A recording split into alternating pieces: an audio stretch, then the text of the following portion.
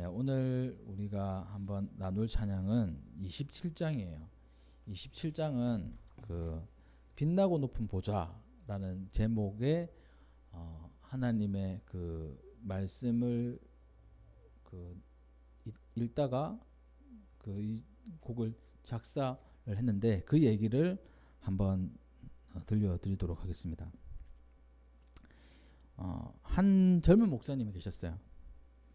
런던의 리틀 와일드 가에 있는 침례교회 목사님이었습니다. 이 젊은 목사님은 10년간 이 부목사님 생활을 했어요. 31세 때 담임 목사님으로 되었습니다. 사역을 이제 시작을 했던 거예요. 그 전 담임 목사님이 조셉 스테넷 2세라는 분이셨는데 갑자기 세상을 떠났어요. 그래서 그 교회는 지금까지 최선을 다해서 온 젊은 부목사님을 담임 목사님으로 청빙을 한 것입니다. 근데 그는 바로 이 돌아가신 담임 목사님의 아들이었어요. 사무엘 스테넷 목사님이었습니다.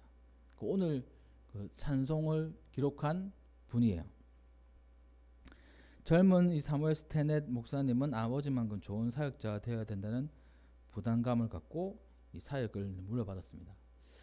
지금 시대에는 그러니까 좀 그래요. 그러니까 우리 세습 이런 얘기 하잖아요. 아빠 목사님이 있던 교회에서 목회를 하면 세습을 해가지고 부정적으로 합니다. 근데 여기는 부정적인 게 아니고 아버지가 열심히 일하시던 그곳에서 그 교인들이 아들 부목사님을 이렇게 담임 목사님으로 청빙을 한 거예요. 이 사무엘의 아버지도 엄청나게 훌륭한 목사님이었다고요. 또 사무엘의 할아버지도 그 잉글랜드 목사님이신데 찬송의 작사가로 이름을 남긴 분이에요. 그러니까 대를 이어서 목회를 했던 그런 분이신 그런 가문인 겁니다. 보니까 5대를 이어서 목회한 가문이에요. 이 가문이 증조 할아버지도 유명한 사역자였고 나중에 그의 아들도 침례교 목사로서 목회를 이어갔습니다. 그러니까 가문이 5대째 이 목회를 했던 가문인 겁니다. 스테넷 가문이 5대에 걸쳐서 목회자의 길을 걸었는데 특이하게도 그 집안에는 조셉이라는 이름이 아주 많았대요. 그리고 그들은 대를 이어가면서 이 찬송을 짓는 사역들을 했다고 합니다. 그렇게 하나님께 영광을 올려드린 거야. 자기가 느낀 감동을 가지고 그 찬송을 쓰기도 하고, 그리고 성경을 읽다가 이 감동이 오는 부분을 위해서 감동이 오는 부분 그 구절을 읽고 찬송을 쓰기도 하고 그렇게 했다고 합니다. 이 가문을 보면 이 구약 성경에는 이 레위 가문이 있어요. 대를 이어서 이 회막이나 이 성전에서 찬양으로 섬겼던 사람들도 있었습니다. 레위 가문들 중에서는요. 이 레위 가문은 우리가 잘 알다시피 하나님의 일을 하기 위해서 구별된 그 집안이에요. 하나님의 일만 하는 사람들입니다.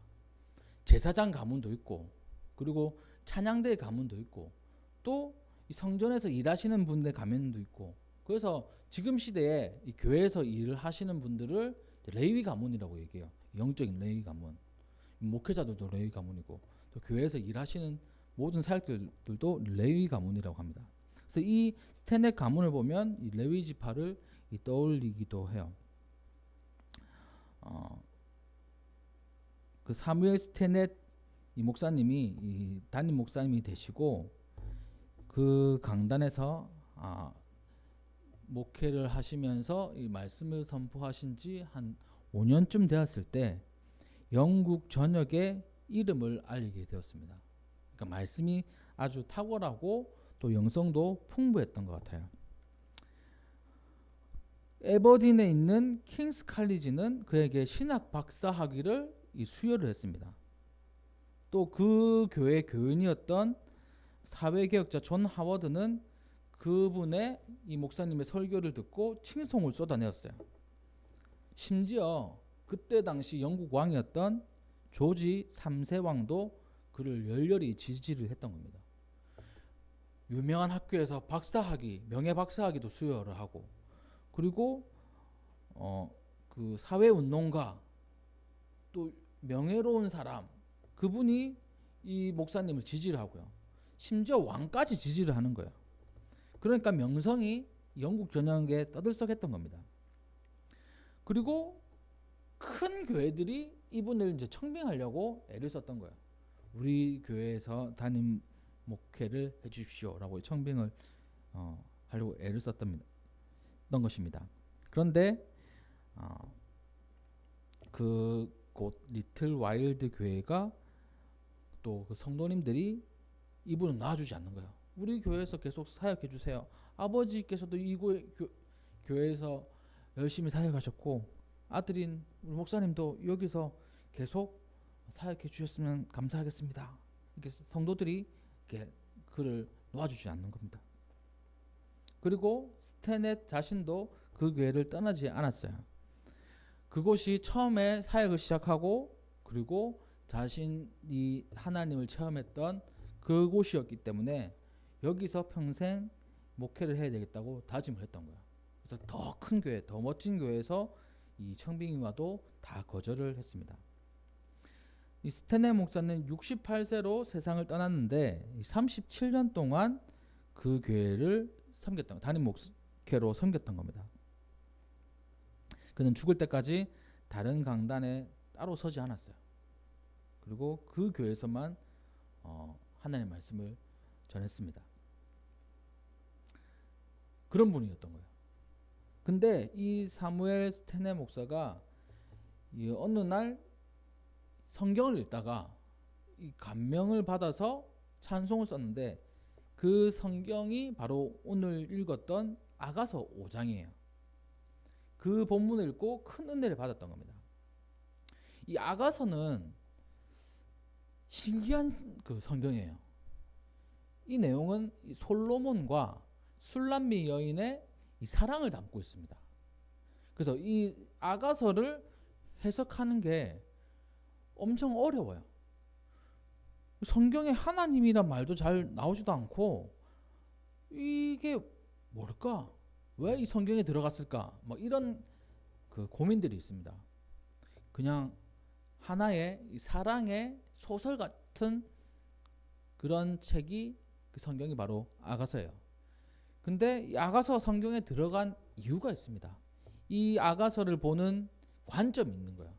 한 가지는 뭐냐면, 첫 번째 관점은 그냥 소설로 보는 겁니다. 솔로몬이라는 사람, 이 술람미라는 사람, 이 술람미가 무슨 뜻이냐면 솔로몬의 여자형 이름인 거예요. 똑같은 이름인 거예요. 똑같은 이름. 그러니까 소설 아닌가? 이렇게 생각하는 거죠.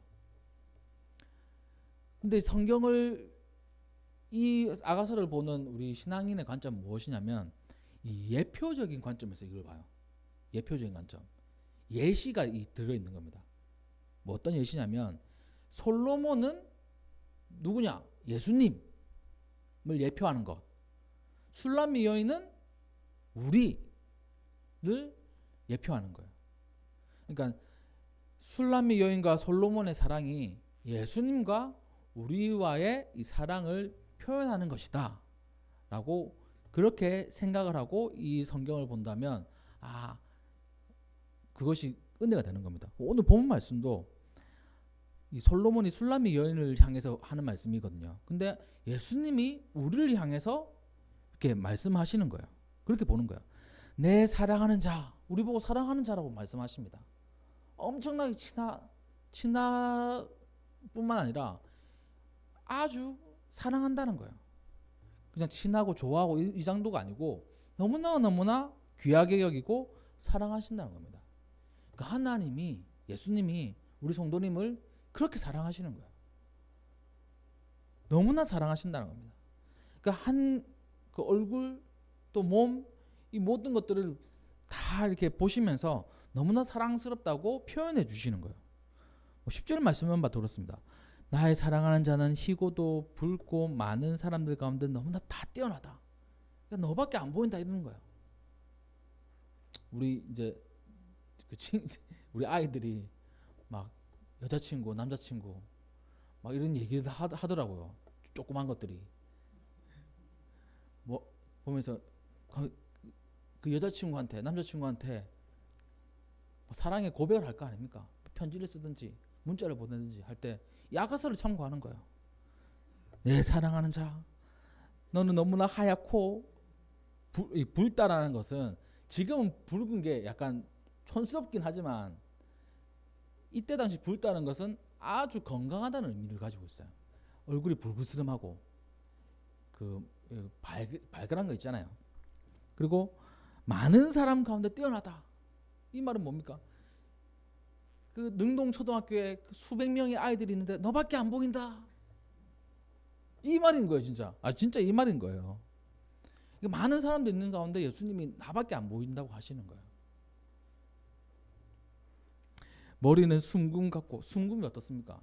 그러니까 그 불순물이 없는 금이잖아요. 우리 머리에 불순물이 얼마나 많습니까? 우리 세영이 머리에 불순물이 얼마나 많아요. 머리를 안 감아가지고 불순물이 많은데 불순물이 없는 순금과 같이 엄청나게 예쁘다는 거예요.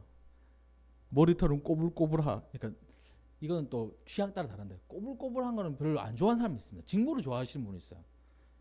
약간 웨이브진 것도 좋아하시는 분이 있고, 이 꼬불꼬불하다는 거는 그 흑인들 꼬불꼬불한 거 있잖아요. 그런 느낌이에요. 이 술라미 여인이 흑인이거든요. 근데 보면 희다고 말하고 있어요. 술라미 여인이 흑인인데 희다고 얘기하는 겁니다. 자기 눈에는 희게 보이는 거예요. 이게 쭉 있는 거예요. 쭉 다 눈, 코, 뭐 뺨, 손, 다리, 입술, 이 모든 것이 다 사랑스럽다고 이렇게 얘기하는 겁니다. 그냥 글로 보면 사랑의 편지구나, 사랑의 고백이구나 할 수 있는데, 이 스탠렌 목사님은 이 말씀을 읽는데 예수님께서 나를 이만큼 사랑하고 계시는구나 라는 것을 이 감동을 받았던 거예요. 은혜를 받았던 겁니다. 와, 예수님이 나를 이렇게 사랑하신다고 하면서 쓴 곡이 오늘 27장이에요. 빛나고 높은 보좌를 써내려갔습니다. 빛나고 높은 보좌와 그 위에 앉으신 주 예수의 영광이 해같이 빛나네. 예수님은 죄인 위에 이 땅에 오셔서 멸시와 천대를 받으셨습니다. 그렇지만 그 피값으로 하신 것이 바로 우리를 구원하셨던 거예요. 우리를 먼저 사랑하신 그 예수님, 우리는 사랑받을 그 자격이 되지 않는데 예수님이 우리를 사랑하셨던 거예요. 그리고 자기의 피값으로 우리를 구원해 주신 것입니다. 그것이 얼마나 놀라운 사랑의 은혜이고 또 놀라운 체험입니까? 이거를 스탠렌 목사님이 깨달았던 겁니다. 그래서 찬송가 27장을 이제 만들게 되었던 거예요. 이 스탠렌 목사님이 속해 있던 영국 침례교회는 다른 교단들보다 한참 늦게 그 회중 찬양을 부르기 시작했어요. 이 말은 뭐냐면 우리도 찬송가가 있잖아요. 찬송가가 있고 그리고 복음성가가 있습니다. 이때 당시에 정해져 있는 찬양 말고는 부를 수 없었어요. 어떤 교단은 악기도 못 쓰게 했습니다. 저는 잘 모르는데 아주 예전에는 교회에서 드럼 치는 것도 싫어했어요. 어디서 그 거룩한 곳에서 이 북이나 치고 있냐고 막 이렇게 얘기하는 분들도 있었습니다. 그래서 다른 교단에서는 이 드럼 치는 거 들어온 게 그렇게 오래 안 됐어요. 그리고 지금도 피아노 외에 다른 악기들을 인정하지 않는 교단도 있습니다. 이 세계 그 기독교 안에. 그리고 찬송가 외에 다른 곡을 받아들이지 않는 교단도 있어요. 그런 것도 있습니다. 그러니까 이 시대에 이 영국의 이 기독교가 이 시편 찬양, 성경에 의한 찬양만 인정을 하고 회중들, 성도님들이 쉽게 말하면 지금으로 말하면 CCM, 이 복음 성가들을 인정을 안 했던 거야. 근데 그 인정을 안 하는 그 시대 속에 이 사무엘 스테넨 목사님은 이 회중 찬양을 쓰고 하나님께 영광을 올려 드리려고 애를 썼던 것입니다. 영국 교회와 그 장로교회가 시편 찬송을 부를 것인가, 아니면 찬송가를 진짜 부를 것인가, 뭐 이런 걸 고민하고 토론할 때였던 것 같아요. 그리고 그 침례교회 속에서는 찬송이 어떤 찬송을 부를 것인가가 아니라 찬송 자체를 부를까 말까, 이것으로 열띤 공방이 이어지고 있었던 그런 때라고 합니다. 지금은 우리가 자유롭게 찬양을 부르잖아요. 그러니까 그런 느낌인 것 같아요. 이 시대의 이 그 열띤 토론은 지금 우리가 CCM 잘 부르잖아요. 우리도 저는 이제 이렇게 주일 낮 예배는 찬송가만 부르고 주일 오후나 수요 예배는 복음성가 이렇게 부르는데 합성교회 있을 때 이런 일이 있었습니다. 그 전도 축제할 때 한 몇 번을 개사 찬양 대회를 한번 했었어요. 그래가지고 그 어떤 분이 뭐 개사 찬양하고, 그러니까 곡은 트로트 대중가요, 가사는 복음적인 가사, 전도에 관한 가사 이렇게 해가지고 했었습니다. 재밌게 잘했어요. 근데 좋아하시는 분도 있고, 아니 교회에서 트로트 음악을 들어도 되는 거냐 이렇게 비판을 받기도 했었어요. 진짜 한 몇 년 동안, 한 제가 3년 정도 했던 것 같은데, 그래서 하면 싫어하시는 분이 있었습니다. 교회에서는 트로트를 할 수는 없다. 그 우리 학교 선배 중에 그 구자억 목사님이라고 트로트 하시는 분 있잖아요. 그 형님 목사님이 트로트로 개사도 하기도 하고 트로트를 부르면서 하나님 찬양합니다. 비판하는 사람들 엄청 많아요. 어디 그 교회 안에서 경고망동하냐고 막 이렇게 비판을 합니다. 그러니까 이 시대 때는 이 회중 찬양하는 거, 이 찬송가, 지금 찬송가에 들어있는 이 찬양을 부르는 것도 사람들에게는 이거 그렇게 해도 되는 거야? 이런 시대였던 거예요. 그러니까 이런 시대에 이 스탠레 목사님은 자기가 곡을 쓰고 글을 써서 이 찬양을 했던 겁니다. 어떻게 보면 시대를 앞서갔던 분이시죠. 이 스탠레 목사님께서 1679년에 37곡으로 구성된 성찬식 찬송을 발행해 사용하기도 했어요. 이건 사람들이 찬송을 불러야 된다 말아야 된다 이렇게 하고 있을 때 선창식에 쓴 찬송을 만들어서 교인들과 함께 불렀던 겁니다. 또 이 철로 역정 잘 아실 겁니다. 거기에 나오는 이 용감히 살려는 자여라는 그 대목을 찬양으로 써서 이제 부르기도 했다고 해요. 여러 가지 이제 과정들이 있는 겁니다. 그 이후로 몇 년 지나서 합의되어서 이걸 부를 수 있다. 또 몇 년 지나서 여기까지 우리 부르자. 뭐 이렇게 되어가지고 1691년이 되어서 주일마다 이 회중 찬양을 부를 수 있게 되었다고 해요. 그러니까 그 전에는 이 회중 찬양, 지금은 찬송가에 들어있는 찬양도 함부로 부를 수 없는 그런 시대가 있었던 것입니다. 이처럼 옛날에는 찬송도 마음껏 부를 수가 없었어요. 찬송을 부를 이유는 분명히 여러 가지가 있습니다. 우리는 찬양하기에 하나님께서 만들었다고 이사야서에 분명히 말씀하고 있어요. 근데 이 옛날 분들은 왜 찬양 못하겠을까요? 왜 못하겠을까요? 찬양을 하라고 했는데 이겁니다. 이 이유야. 우리가 그 시편 그 교독문에 시편 교독을 하잖아요. 시편 교독은 왜 하는 것 같습니까? 이것도 찬양이에요. 찬양. 교독은 여기 강단에 있는 목회자와 성도님들이 주고받으면서 하는 찬양인 거예요. 예배 예전 안에는 여기서만 하는 그 예전이 있고 같이 해야 되는 예전이 있어요.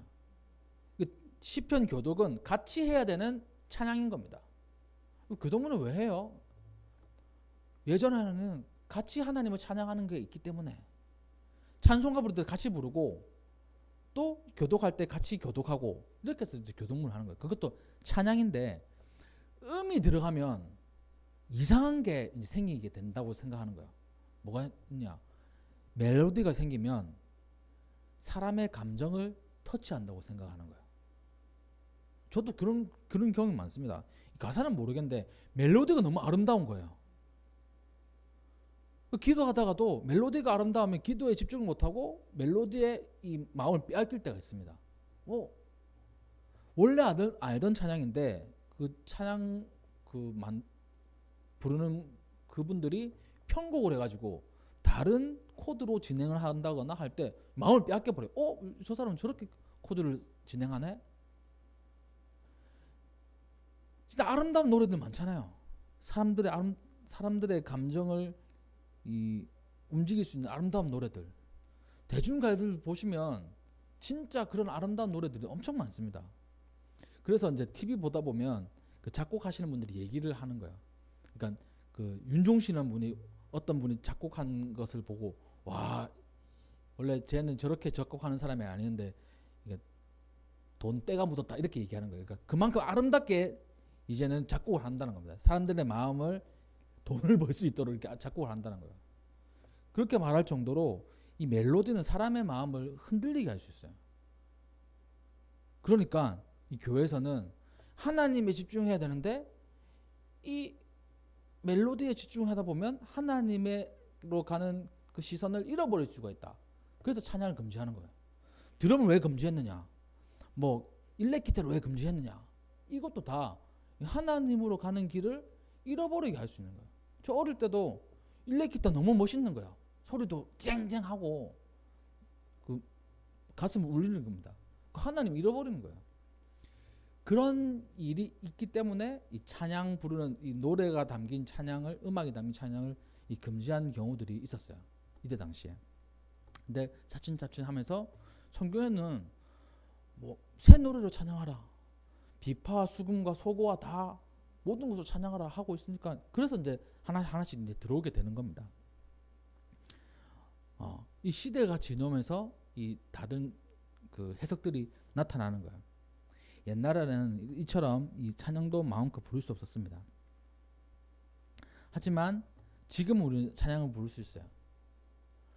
옛날에 이 찬양을 잘 부를 수 없을 때에 이 목사님이 그 아가서를 묵상하면서 나에게 주신 하나님의 은혜를 발견했던 찬양이 바로 오늘 27장 찬양인 겁니다. 우리 27장 한번 불러볼까요?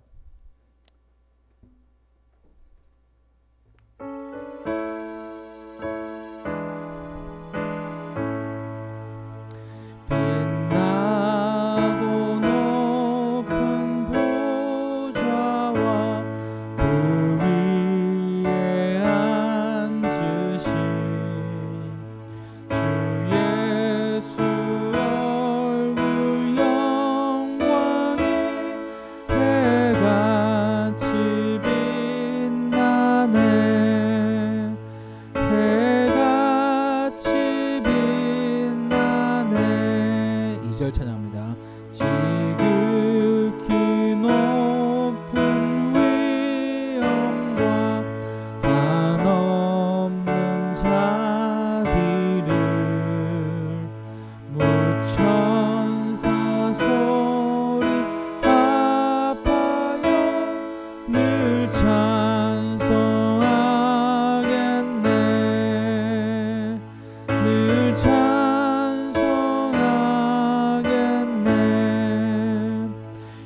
영죽을 나를 살리려 그 영광 떠나서 그 부끄러운 십자가 날 위해 지셨네. 날 위해 지셨네. 5절 찬양하겠습니다. 주님의 보좌 있는데 천한 몸 이르러 그 영광